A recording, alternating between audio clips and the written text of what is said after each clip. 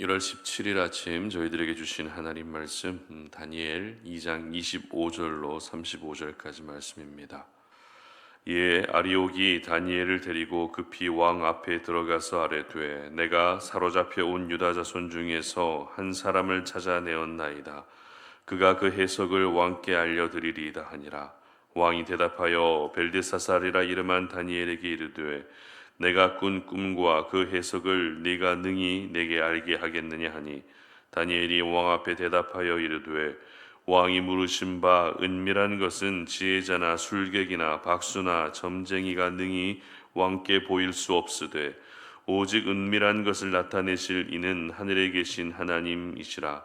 그가 느부갓네살 왕에게 후일에 될 일을 알게 하셨나이다. 왕의 꿈 곧 왕이 침상에서 머릿속으로 받은 환상은 이러하니이다. 왕이여, 왕이 침상에서 장래 일을 생각하실 때에 은밀한 것을 나타내시는 이가 장래 일을 왕에게 알게 하셨사오며 내게 이 은밀한 것을 나타내심은 내 지혜가 모든 사람보다 낫기 때문이 아니라 오직 그 해석을 왕에게 알려서 왕이 마음으로 생각하던 것을 왕에게 알려주려 하심이니이다. 왕이여, 왕이 한 큰 신상을 보셨나이다. 그 신상이 왕의 앞에 섰는데 크고 광채가 매우 찬란하여 그 모양이 심히 두려우니 그 우상의 머리는 순금이요 가슴과 두 팔은 은이요 배와 넓적다리는 노시요 그 종아리는 쇠요 그 발은 얼마는 쇠요 얼마는 진흙이었나이다. 또 왕이 보신즉 손대지 아니한 돌이 나와서 신상의 쇠와 진흙에 발을 쳐서 부서뜨리매 그때의 쇠와 진흙과 놋과 은과 금이 다 부서져 여름 타작 마당의 겨같이 되어 바람에 불려간 곳이 없었고 우상을 친 돌은 태산을 이루어 온 세계에 가득하였나이다. 아멘. 하나님의 비밀을 사모하라 라는 제목으로 오늘 아침 말씀 전합니다. 사람은 누구나 감추고 싶은 한두 가지 비밀은 꼭 있습니다. 나 혼자만 알고 싶은 비밀부터 시작해서 몇몇 사람들하고만 알고 싶은 비밀에 이르기까지 비밀이 많은 것이 매력적으로 보이기도 하고 비밀이 많은 것이 더 신비로워 보이기도 합니다. 하지만 또 한편으로는 비밀이 많다는 것이 과연 좋다고만 할 수 있을까라는 생각도 듭니다. 예를 들어 부부 사이에 비밀이 많아지면 어떻게 될까요? 부모와 자녀들 사이에 또 비밀이 많아지면 어떻게 될까요? 가장 가깝게 지내는 사람들 사이에 비밀이 많아지면 어떤 일이 일어날까요?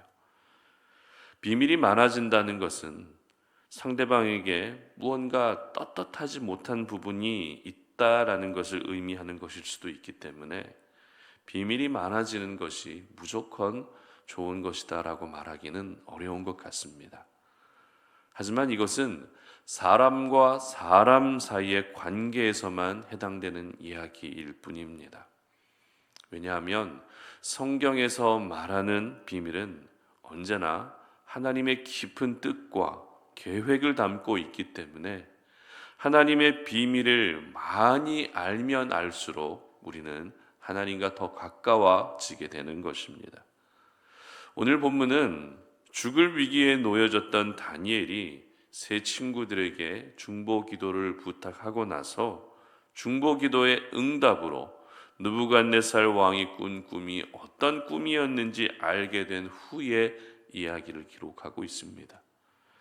근위대장 아리옥은 다니엘을 급히 왕에게 데려가죠.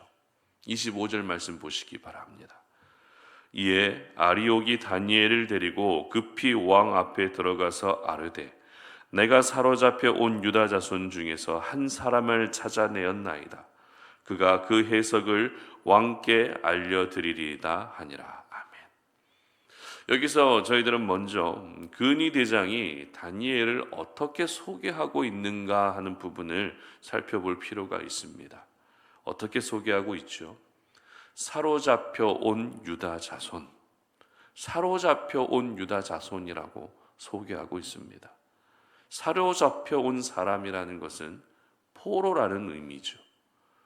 포로는 지혜자의 신분과는 거리가 먼 신분입니다.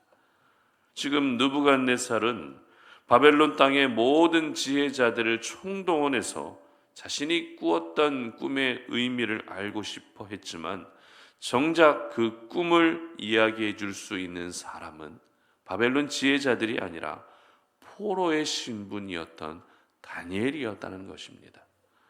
여러분, 우리 하나님에게는 배경과 신분과 지식의 수준, 그리고 경제적인 상황, 이런 것들은 별로 중요하지 않습니다.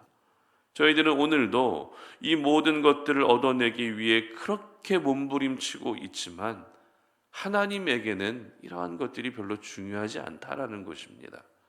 왜냐하면 우리 하나님은 배경을 뛰어넘으시기 때문입니다. 신분과 지식의 수준과 경제적인 상황까지 모두 초월해서 일하시기 때문에 하나님은 그런 것들에 큰 의미를 두지 않으십니다. 그러므로 저희들은 배경을 다스리시고 신분과 지식의 수준과 경제적 상황까지도 다스리시는 하나님만을 오늘도 의지할 수 있어야 되는 것이죠. 하나님에게서 모든 배경이 나오고 하나님에게서 신분과 지식의 수준과 그리고 경제적인 상황까지도 결정되기 때문에 오늘도 저희들은 이 모든 것들을 다스리시고 주관하시는 하나님을 바라보며 살 수 있어야 하는 것입니다. 이렇게 다니엘은 포로의 신분이었지만 왕 앞에서 섭니다. 그리고 꿈의 내용을 이야기해주고 그 꿈이 어떤 의미인지까지도 다 해석해 주게 됩니다. 특별히 저희들이 오늘 이 본문에서 주목해야 될 표현은 은밀하다라고 하는 표현인데요. 27절 말씀 보도록 합니다. 다니엘이 왕 앞에 대답하여 이르되 왕이 물으신 바 은밀한 것은 지혜자나 술객이나 박수나 점쟁이가 능히 왕께 보일 수 없으되. 아멘. 무슨 말입니까? 느부갓네살이 꾼 꿈은 그냥 꿈이 아니라 은밀한 꿈이었다는 것입니다. 그리고 28절 말씀도 보시기 바랍니다. 오직 은밀한 것을 나타내실 이는 하늘에 계신 하나님이시라. 그가 느부갓네살 왕에게 후일에 될 일을 알게 하셨나이다. 왕의 꿈 곧 왕이 침상에서 머릿속으로 받은 환상은 이러하니이다. 아멘. 그 은밀한 일을 보여주시는 이가 따로 있는데 그분이 누구시라고요? 바로 하나님이라는 것입니다. 다니엘은 느부갓네살 왕 앞에서 은밀하다라고 하는 이 표현을 모두 4번 사용하면서 그 꿈은 보통 꿈이 아니라 은밀한 꿈이라는 것을 강조하고 있었던 것입니다. 그리고 은밀한 것을 하나님이 특별히 느부갓네살에게 보여주셨고 다니엘 자신에게도 보여주셨다는 것을 말하고 있는 것입니다. 그러니까 지금 느부갓네살에게 일어난 모든 일은 그냥 대충 넘어갈 수 없는 놀라운 하나님의 신비로움과 비밀스러움이 녹아져 있는 매우 이례적인 일이었다는 것입니다. 아무에게나 보여주시지 않고 아무에게나 나타내시지 않는 특별한 일을 특별하게 보여주셨다는 것입니다. 이 부분에 대한 구체적인 내용은 우리가 내일 한번 살펴보도록 하고 오늘 저희들이 기억해야 할 말씀은 하나님의 비밀을 사모할 수 있어야 한다는 것입니다. 하나님의 은밀한 일을 우리는 오늘도 사모하며 살 수 있어야 한다는 것입니다. 하나님이 비밀을 알려주시면 좋고 비밀을 알려주시지 않으면 그만이다라고 생각하는 것이 아니라 하나님이 나에게도 그 비밀을 알려주시기를 뜨겁게 사모해야 한다는 것입니다. 왜냐하면 우리가 하나님의 비밀을 알게 되면 하나님의 일하심을 사모할 수 있기 때문입니다. 하나님의 비밀을 알아야 오늘도 우리가 하나님만을 바라보는 삶을 살 수 있기 때문입니다.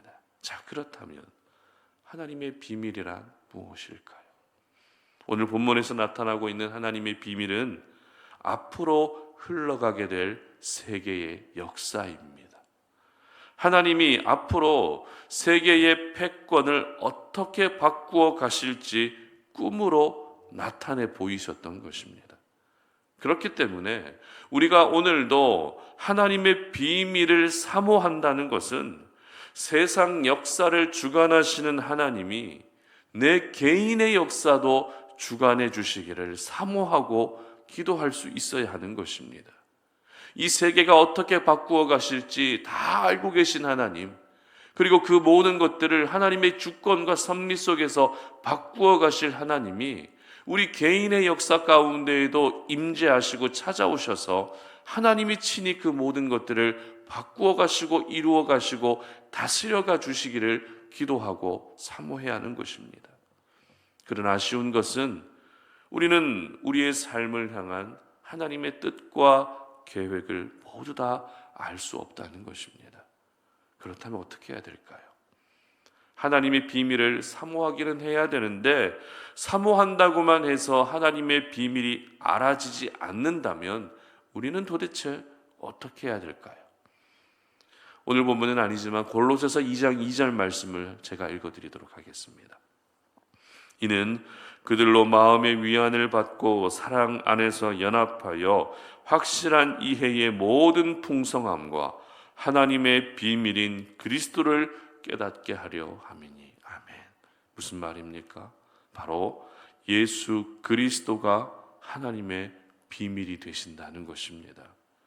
예수님을 이 땅에 보내셔서 구원의 길을 열어주셨고 예수님을 믿는 자마다 하나님의 자녀가 되게 하신 것, 그리고 앞으로 영광 가운데 다시 오실 우리 예수님이 바로 하나님의 비밀이라는 것입니다. 그러므로 하나님의 비밀을 사모하는 것은 바로 예수 그리스도를 사모하는 것입니다. 예수 그리스도를 오늘도 내 삶의 중심에 모시며 내 삶의 영원한 주인으로 모시며 살아갈 때 그것이 바로 하나님의 비밀을 사모하는 가장 성경적인 모습인 것입니다. 여러분, 사모한다고만 해서 하나님의 비밀이 알아지지 않는 것은 우리의 생각이 늘 한쪽으로 치우쳐 있기 때문입니다. 우리는 앞으로 내 인생이 어떻게 펼쳐지게 될지 거기에만 관심이 향해 있을 때가 많습니다. 내 자녀의 인생은 또 어떻게 펼쳐지게 될지 거기에 관심을 둘 때가 많습니다. 여러분, 내 인생의 앞날을 아는 것이 하나님의 비밀의 본질이 아닙니다. 하나님의 비밀의 본질은 예수 그리스도입니다. 예수님을 알아야 오늘 나의 삶이 달라지게 되고 예수님을 알아야 날마다 변화를 받아 새 사람이 될 수 있는 것입니다. 예수님을 경험해야 고난과 어려움 가운데에서도 나를 건져내어 주실 주님을 끝까지 의지하며 바라볼 수 있게 되는 것입니다. 그리고 우리는 장래의 일을 생각할 때에 내 개인의 미래를 먼저 상상하는 것이 아니라 다시 오실 우리 주님을 먼저 상상할 수 있어야 하는 것이죠. 그것이 바로 모든 하나님의 사람들이 기다리고 또 기다리고 사모해야 할 진정한 장래의 일인 것입니다. 고린도전서 4장 1절은 이렇게 기록하는데요. 제가 읽어드립니다. 사람이 마땅히 우리를 그리스도의 일꾼이요 하나님의 비밀을 맡은 자로 여길지어다. 아멘. 뭐라고요? 하나님은 이 놀라운 비밀을 우리에게 맡기셨다는 것입니다. 그러고 보면 저와 여러분은 이미 하나님의 비밀을, 하나님의 은밀한 일을 알고 있는 사람들이라는 것입니다. 따라서 저희들은 하나님의 비밀을 내가 알게 해 주시옵소서라고 기도할 것이 아니라 이미 알고 있는 하나님의 비밀을 뜨겁게 사모할 수 있는 마음을 주시기를 기도할 수 있어야 하는 것입니다. 그러므로 오늘 이 아침이 하나님의 비밀의 본질이신 예수님을 더 사모하고 더 기다릴 수 있는 시간이 되셨으면 좋겠습니다. 세상 사람들처럼 내 인생의 앞날, 내 인생의 미래에는 어떤 일이 일어날지 그것을 보여주시기를 기도하는 것이 아니라 머지않아 다시 오실 우리 예수님을 간절한 마음으로 기다릴 수 있었으면 좋겠습니다.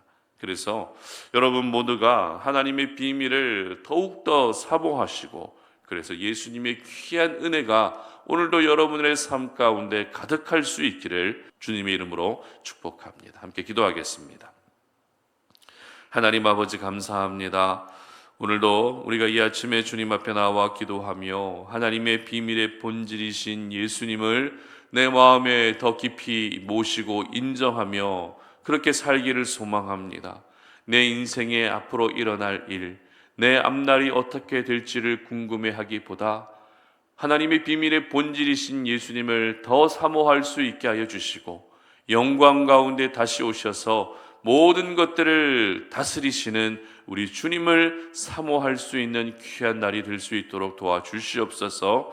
그래서 오늘 하루가 예수님의 십자가의 보혈의 능력에 깊이 젖어들게 하여 주시고 그 보혈의 능력이 우리 삶 가운데 온전히 경험되어질 수 있는 하루의 삶이 될 수 있도록 도와주시옵소서. 감사드리며 예수님의 이름으로 기도드립니다. 아멘.